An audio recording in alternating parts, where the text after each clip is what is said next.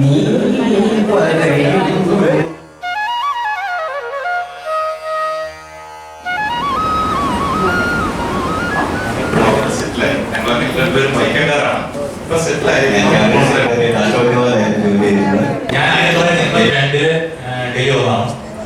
ഈ കഴിഞ്ഞ വർഷം റിട്ടയറായി പിള്ളേരൊക്കെ വെളിയിലൊക്കെയാണ്. മിനിസ്റ്റർ ഓഫ് ഡിഫൻസ് ഉണ്ടായിരുന്നു. എനിക്ക് കൂടുതൽ എറണാകുളത്ത് സെറ്റിൽഡ് ആണ്. ഞാൻ കേരള ഹൈക്കോർട്ടിൽ ജോലി ചെയ്യുന്നു. മകൾ ആയുർവേദ ഡോക്ടർ മണ്ണഞ്ചേരി താമസം. 5 വർഷത്തോളം ഉണ്ടായിരുന്നു. 1920 ഈ അവസരത്തു അങ്ങനെ ഞങ്ങൾ രണ്ടുപേരും 2021 നോർത്ത് നേരെ നാലാമത്തെ വീടാണ്. 92 മുതൽ ഡൽഹിയിൽ ഉണ്ടായിരുന്നു. ഭാര്യ ശ്രീലത. ഞങ്ങളിപ്പോ നാട്ടിലാണ് താമസിക്കുന്നത്. താമസിക്കുന്നത്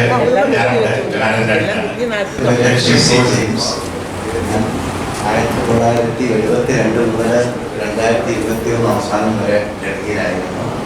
ആദ്യകാലത്ത് HR മിനിസ്ട്രിയിൽ, കുറച്ച് നാൾ കൊമേഴ്സ് മിനിസ്ട്രിയിൽ, പിന്നെ കൊമേഴ്സ് മിനിസ്ട്രി വിട്ടതിന് ശേഷം ഞാൻ റിസർച്ച് ഇൻസ്റ്റിറ്റ്യൂട്ടിൽ ഇവിടെയായിരുന്നു മൂവാറ്റുപുഴ. ഭാര്യ റാണി, പുള്ളിക്കാരി കുട്ടനാട്ടുകാരിയാണ്. മിനിസ്ട്രിയിൽ നിന്ന് റിട്ടയർ ചെയ്തു. ഞാൻ മാരീഡല്ല, ഒറ്റയ്ക്കാണ്. അതുകൊണ്ട് ഞാൻ 86 മുതൽ മകനാണ്. മകനും കുടുംബവും ഓസ്ട്രേലിയയില് സിഡ്നിയില്. ബാബു മോഹൻ, വൈഫ് അനിത മോഹൻ. ഞാൻ 38 വർഷം ചെയ്യുന്നുണ്ടായിരുന്നു. പ്രൈവറ്റിൽ ജോലിയായിരുന്നു. സ്വദേശമാണ്. ഗുരുവായൂർ അടുത്ത് ചൂടലാണ്. എൻ്റെ വൈഫ് വന്നത് 2014 വരെ ഞാൻ ഡൽഹിയിൽ കേന്ദ്ര ഗവൺമെന്റിൽ വർക്ക് ചെയ്യായിരുന്നു. 2014 വരെ ഡൽഹിയിൽ ഉണ്ടായിരുന്നു. പേഴ്സണൽ PR സെക്ടർ നടത്തിക്കുന്നു. ഞാൻ സുലോചന. 83 തുടങ്ങി 2020 വരെ മിനിസ്ട്രിയിൽ ജോലി ചെയ്തു. പല മിനിസ്ട്രിയിൽ ചെയ്തു. ലാസ്റ്റ് മിനിസ്റ്റർ ഓഫ് ഡിഫൻസിൽ നിന്ന് റിട്ടയർ ആയി. 1971 മുതൽ 75 വരെ ഡൽഹി യൂണിവേഴ്സിറ്റിയിൽ പഠിപ്പിക്കുകയും ചെയ്തു. 75 IPS സർവീസിൽ കയറി. ഹരിയാന സ്റ്റേറ്റിലായിരുന്നു.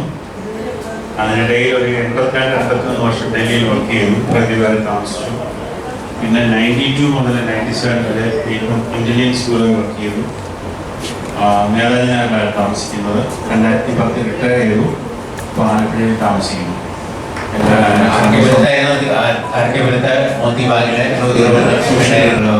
പ്രാക്ടീസ് ചെയ്യും. സ്വന്തമായിട്ട് NGO ഉണ്ട്, സ്വന്തമായിട്ട് വർക്ക് ചെയ്യുന്നു. ഇപ്പം താമസം തൃശ്ശൂര് മുളങ്ങുത്തുകാവിലെ. എനിക്ക് നോവൽ എഴുതാനുള്ള ഒരു ഉണ്ടായപ്പോൾ ഇംഗ്ലീഷ് വലിയ പരിജ്ഞാനമൊന്നുമില്ലെങ്കിലും ഇംഗ്ലീഷിലാണ് നോവൽ എഴുതി തുടങ്ങിയപ്പോഴേ ഇതേ ഉള്ളൊരു മാർഗം. എറണാകുളത്ത് നിന്ന് കാറിനകത്ത് ഈ പുസ്തകമെല്ലാം കെട്ടിച്ചു വന്നിട്ട് ഡ്രൈവറുമായിട്ട് ഞാനിവിടെ വന്ന് അതിനെ കൊണ്ടുപോയി ഇവിടെ എടുപ്പിച്ചു വെച്ചു. ഡിസ്പ്ലേ ചെയ്തു. പാലയൊക്കെ പറഞ്ഞ പോലെ അല്പം വൈകിയാണ് വന്നത്. അത് ക്ഷമിക്കുന്നു. ഇവിടെ ഇതുവരെ ഇൻട്രൊഡ്യൂസ് ചെയ്തിട്ടുള്ള എല്ലാ വ്യക്തികളെക്കാളും കൂടുതൽ സമയം ഡൽഹി ചെലവഴിച്ചൊരു വ്യക്തി എന്നാണ് ഞാൻ. ഏതാണ്ട് 48 വർഷത്തോളം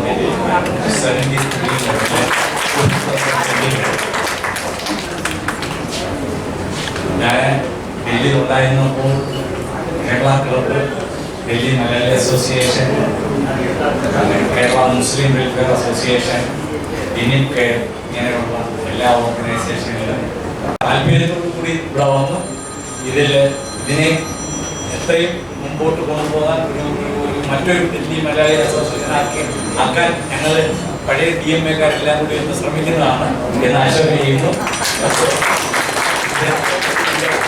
ഇതെൻ്റെ വൈഫ് ഷെമി, ഡൽഹിയിലെ ടീച്ചറായിരുന്നു. SI